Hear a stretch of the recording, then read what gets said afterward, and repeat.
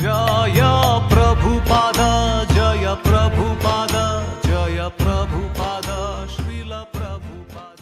ഹരേ കൃഷ്ണ. ഇത് ശ്രീല പ്രഭുപാദിന്റെ ശിഷ്യനായിട്ടുള്ള സിദ്ധാന്തദാസ് എന്ന് പറഞ്ഞ ഡിവോട്ടി എഴുതിയ ബുക്കിൽ നിന്ന് വായിച്ചൊരു കാര്യമാണ്. ഗുരുദാസ് എന്ന് പറഞ്ഞ ശ്രീല പ്രഭുപാദിന്റെ ഒരു പ്രിയപ്പെട്ട ശിഷ്യൻ പറയുന്ന ഒരു കാര്യമാണ്. ഇതില് ഒരു വേളയിൽ ശ്രീല പ്രഭുപാദ് കുംഭമേളയിൽ പോയിരുന്നു.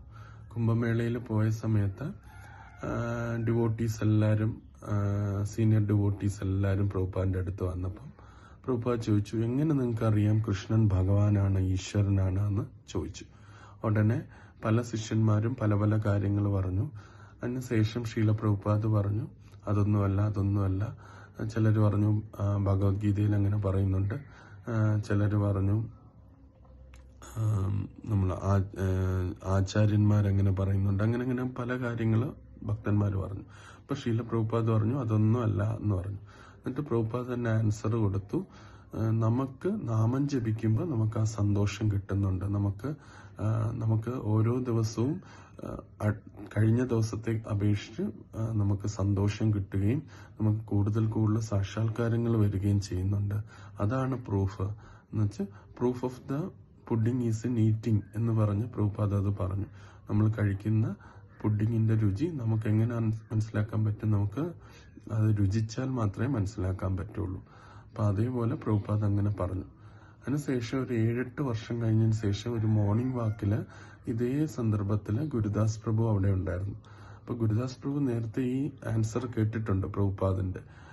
നമുക്ക് നാമം ജപിക്കുമ്പോൾ നമുക്ക് രുചിയും സന്തോഷവും ഉണ്ടാവുന്നുണ്ട്, അതാണ് ഈശ്വരനുണ്ട് എന്നുള്ളതിന്റെ തെളിവെന്നും പ്രഭുപാദ് പറഞ്ഞു. അതേ ക്വസ്റ്റ്യൻ പ്രഭുപാദ് വീണ്ടും ഡിവോട്ടീസിന്റെ അടുത്ത് ചോദിച്ചു, എങ്ങനെ കൃഷ്ണൻ ഭഗവാനാണ് എന്ന് മനസ്സിലാക്കാൻ പറ്റും എന്ന് ചോദിച്ചു. ഉടനെ വീണ്ടും ഡിവോട്ടീസ് ഒരുപാട് ആൻസർ പറഞ്ഞു. ഗുരുദാസ് പ്രഭുവിന് നേരത്തെ കേട്ട ആ ക്വസ്റ്റ്യന്റെ ആൻസർ അറിയായിരുന്നു.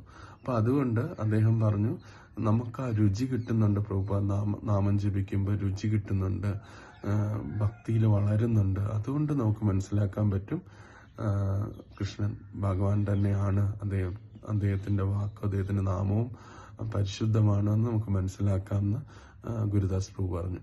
ഉടനെ തന്നെ ശ്രീല പ്രഭുപാദ് അതിനെയും ഖണ്ഡിച്ചു, അതുമല്ല ശരി എന്ന് പറഞ്ഞു.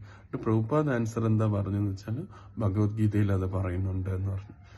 അപ്പം ഗുരുദാസ് പ്രഭുവിന് ഒരു അത്ഭുതമായി. കാരണം 7-8 വർഷം മുമ്പ് പ്രഭുപാദ് ഭഗവത്ഗീതയിൽ ഭഗവാൻ പരമപുരുഷനാണെന്ന് പറയുന്നുണ്ട്, അതിനെ പറഞ്ഞപ്പോ അതൊരു ബുക്കാണ്, അതിനകത്തൊന്നും വാല്യൂ ഇല്ല എന്ന് പറഞ്ഞു. പക്ഷെ ഇവിടെ 8 വർഷത്തിന് ശേഷം പ്രഭുപാദ് പറഞ്ഞു ഭഗവത്ഗീതയിൽ അത് പറയുന്നുണ്ട്, അതുകൊണ്ട് കൃഷ്ണൻ പരമപുരുഷനാണ് എന്നുള്ളത്.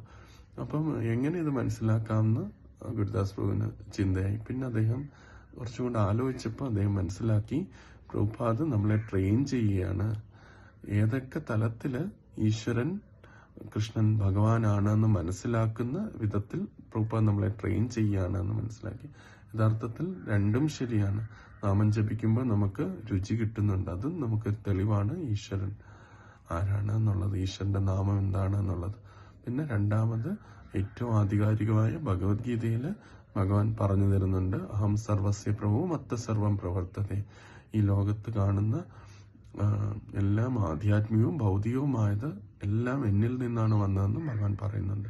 അപ്പൊ ഈ 2 ആർഗ്യുമെന്റും പ്രഭുപാദ് ഒരു ആർഗ്യുമെന്റിന് ഇമ്പോർട്ടൻസ് ഫസ്റ്റ് കൊടുത്തു, പിന്നെ രണ്ടാമത്തെ ആർഗ്യുമെന്റിന് കൊടുത്തു. അപ്പൊ ഗുരുദാസ് പ്രഭു പറയുന്നത് ഇത് നമുക്ക് ആ 2 ആർഗ്യുമെന്റും ഒരേപോലെ വാലിഡ് ആണ് എന്നുള്ള രീതിയിലാണ്. അപ്പൊ അതിന് രണ്ടിന്റെയും പ്രാധാന്യം കാണിച്ചു തരാനാണ് പ്രഭുപാദ് ഇങ്ങനെ ഒരു ക്വസ്റ്റ്യൻ 8 വർഷത്തിനിടയ്ക്ക് ഇങ്ങനെ 2 ചോദ്യങ്ങൾ ചോദിച്ചിട്ട് അതിന്റെ ആൻസർ കൊടുത്തതെന്ന് ഗുരുദാസ് പ്രഭു പറയുന്നു.